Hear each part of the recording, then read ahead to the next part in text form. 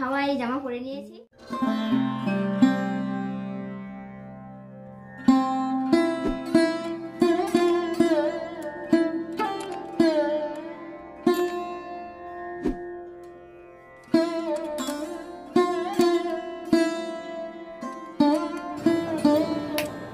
Good morning, কেমন আছো তোমরা সবাই? তোমাদের সবাইকে আরও একটা নতুন ব্লগে জানাচ্ছি অনেক স্বাগত। আজকে হচ্ছে শ্রাবণের শেষ সোমবার, লাস্ট সোমবার। এখন হচ্ছে 10টা তো বাজে। সব কাজ হয়ে গেছে, আমার সব কাজ হয়ে গেছে, আর কোনো কাজ এখন বাকি নেই। তোমাদের সঙ্গে শেয়ার করার মতো কিছু নেই। উপসে আছি, পুজো তো এখন করব না, সেই দুপুরবেলার দিকে করব। তা আপাতত এখন কোনো কাজ নেই, এডিট নেই, কোনো কাজ নেই। শুধু এখন মোবাইলে ভিডিও দেখবো, না টিভি দেখবো। আদার্স এখন কোনো কাজ নেই, সব কাজ কমপ্লিট হয়ে গেছে। আর একটা জিনিস কি বলো তো, ভাই তো আজকে ঘরে নেই। তোমাদের কালকে একটা শর্টে শেয়ার করেছিলাম, ভাই গেছে ভূত গিয়ে তারকেশ্বর জল ঢালতে। ওর পাখিগুলোকে দানা দিয়ে দেবো। সব কটাতে দিয়ে গেছে, মানে যেই দুটো খাঁচার মধ্যে বাচ্চা আছে ওরা তো বেশি বেশি খাচ্ছে, তো ওই দুটোতেই দিতে হবে, মানে এদেরকে দিতে হবে না, দিতে হবে ওই খাঁচাটায় আর নিচের খাঁচাটায়। চলো দিয়ে দিই। হ্যাঁ, আমি দেখাচ্ছি না, কারণ ফোন ধরতে গেলে গেট খোলা যাবে না। তো দেখো বন্ধুরা, তোমাদের বলছিলাম যে কোনো কাজ নেই। কাজ আবার নেই তাই কখনো হয়? জামা কাপড়গুলো যে তুলে এনেছিলাম সেইগুলোই তো ভাঁজ করবো, ভুলেই গিয়েছিলাম। তো ওইগুলো ভাঁজ করে রেখে দিই, দিয়ে না একটু আর কোনো কাজ থাকবে না আপাতত এখনের জন্য। পরে আবার কাজ হবে, যখন খাওয়া দাওয়া হয়ে যাবে, বাসন কোসন পড়বে, তখন কাজ থাকবে। আপাতত এই জামা কাপড়গুলো ভাঁজ করে রেখে দিই, দিয়ে একটু রেস্ট নেব।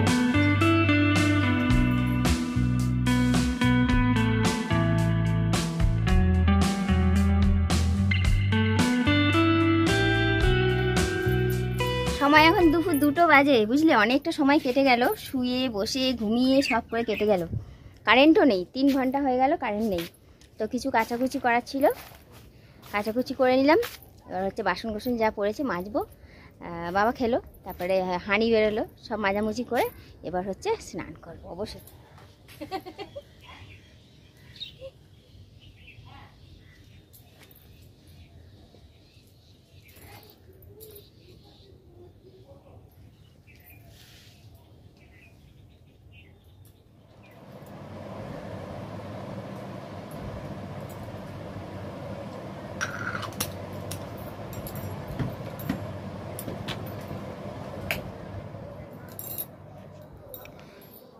শ্যাম্পু করে স্নান করে নিয়েছি, এই কাপ্তানটা পরেছি, একটু পরে শাড়ি পরবো। আর এই যে হালতাও পরা হয়ে গেছে।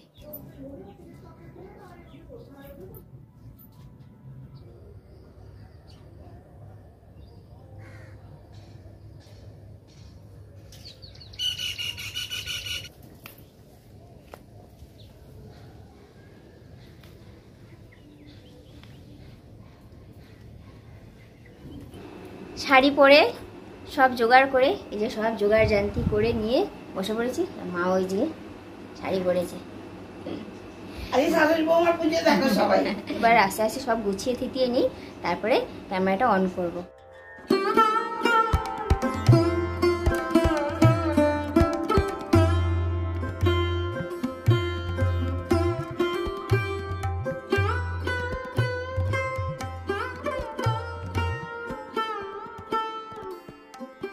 তো বন্ধুরা দেখো, ভোলে বাবাকে আজকে একদম সাজিয়ে গুছিয়ে ভরিয়ে দিয়েছি, যতটা পেরেছি সাজিয়ে গুছিয়ে ভরিয়ে দিয়েছি।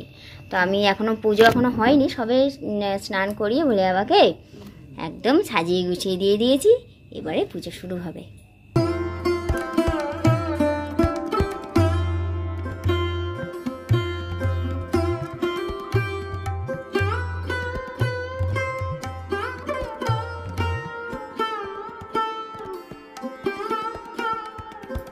চলো ভোলে বাবা প্রসাদ একটু খাক, তারপরে পরে চন্নমিত বানাবো, প্রসাদ বানাবো, তারপরে উপোস ভাঙবো। শাড়িটা অবশ্য খুলে দেবো, ভিজে চুল খোপা করে রেখেছিলাম তো, ওই জন্য একটু চুলটা খুললাম। অনেকদিন পর দোলনাটা বের করলাম, অনেক দিন পর। খুব যখন গরম ছিল তখন দোলনাটা বার করে দোল খেতাম।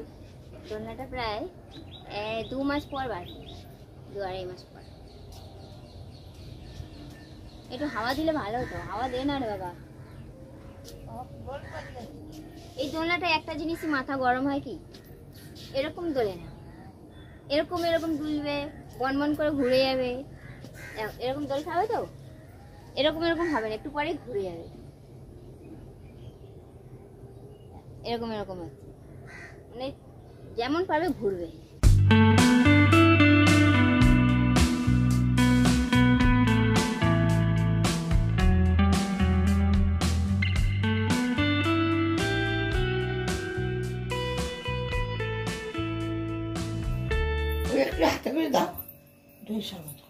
চলো একদম হাওয়া হাওয়ায় জামা পরে নিয়েছি।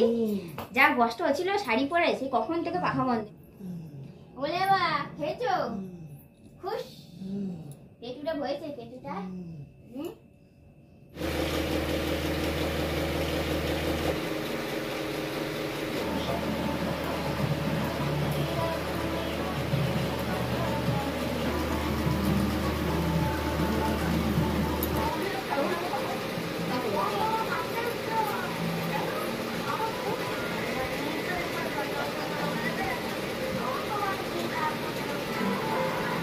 এখন সময় 6:30 বাজে। তখন তো দেখলে সবাই মিলে দইয়ের শরবত খেলাম, সবাইকে ফল প্রসাদ দিয়েছি, সবার খাওয়া গেছে। আমি আর খেতে পারিনি, ওই দইয়ের শরবত খেয়েই পেট ভরে গেছিলো, গা গুলিয়ে উঠেছিল। এখন ফল প্রসাদ নিয়ে বসেছি। এক টুকরো শসা, এক টুকরো নাশপাতি, এক টুকরো কলা, মনে হয় ঠাকুরের প্রসাদ থেকে সব একটু একটু করে নিয়েছি। আর রাত্রিরে শোয়ার সময় ভাবছি সাবু খাবো, এখন আর খেতে পারবো না। একটু চা বসিয়েছি, বাবা একাই খাবে, বাবার জন্য চা বসিয়েছি, মা খাবে না। আর একটু পরে তো সাবু মাখবো, আর ও এসে চা খাবে না, ওর জন্য সাবু মাখাটাই রেখে দেবো।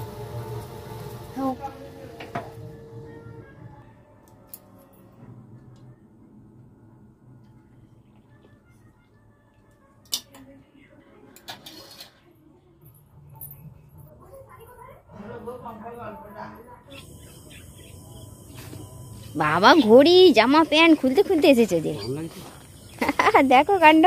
আর স্কুলের ব্যাগের মতন কোথায় ঝুলিয়েছে দেখো ব্যাগটাকে, কোমরের পাছা ছাড়িয়ে গেছে। আমি সবে সাবু মাখতে আসছিলাম না, জোগাড় করে রেখেছি। দেখছি সাবু বার করতে, সন্দেশ বার করতে গিয়ে ফ্রিজ থেকে দেখছি ও আসছে সাবু। এই যে বন্ধুরা, সময় এখন 9:30 মতো বাজতে যায়। আমাদের সাবু মাখা অনেকক্ষণ আগেই খাওয়া হয়ে গেছে, মানে মা আমি সবাই খেয়েছি অল্প অল্প করে। আর সাবুটা না একদম সিম্পলভাবে মেখেছিলাম, অল্প একটু মিষ্টি দিয়ে আর সন্দেশ দিয়ে, আর হাবি জাবি কিছু দিইনি, কারণ ওই যে মিষ্টি খুব একটা আমি খেতে পারি না, ভালোবাসি না, ওই জন্যই ওর সিম্পলভাবে মেখেছি। আর হচ্ছে এখন পরোটা, রুটি। পরোটাটা আগে হয়ে গেছে, কর্তামশাই পরোটা খাবে না, ওই জন্য ওর জন্য রুটি করে দিচ্ছি, আর বাকি সবার জন্য পরোটা হয়েছে।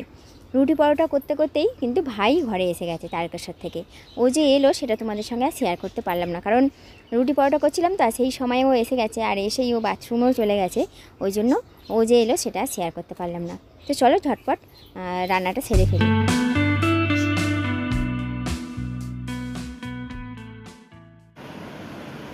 কাণ্ড কারখানা দেখো, গরম গরম রুটি পরোটা হয়েছে, খেয়ে নেবে তা নয়, ও এখন ওর হেডফোন সারাতে বসেছে। আবার কিছু বলছি তো রেগে যাচ্ছে, ওর মুখ চোখ যখন 5-এর মতন তখনই জানবো রেগে গেছে। 5 থেকে 9 হয়ে যায়, কখনো 6 হয়ে যায়। ওইভাবে কাজ করা যায়, চারিদিকে সব প্লাস্টিক প্লাস্টিক। তুমি তো বসেছো ওই জায়গাতে, বললে হবে? বন্ধুরা তাহলে ব্লগটা এখানে শেষ করছি। সবাই খুব ভালো থেকো আর সুস্থ থেকো, নিজের খেয়াল রেখো আর অন্যকেও খুব ভালো রেখো। ভিডিওটা ভালো লাগলে একটা অবশ্যই লাইক করে দিও। তাহলে আজকে মতন টাটা, গুড নাইট। কি গো,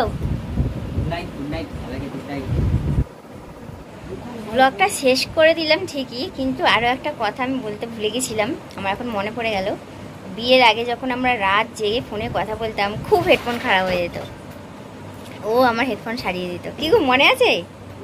আমার এখন হঠাৎ করে মনে পড়ে গেল, ও আমার হেডফোন সারিয়ে দিত। খুব হেডফোন খারাপ হয়ে যেত, সারা তো হেডফোনে কথা বলতাম। কত লোড নেবে রে বাবা, সূর্য ডোবা থেকে শুরু করে সূর্য ওঠা আমরা দেখেছি। হ্যাঁ, সে অনেক গল্প। যাই হোক, মানে যখনই হেডফোন খারাপ হয়ে যেত ওকে দিতাম ও শাড়ি। এইটুকু জিনিস বলার জন্য আমি আবার ফিরে ক্যামেরাটা অন করলাম, তোমাদের জানানো উচিত।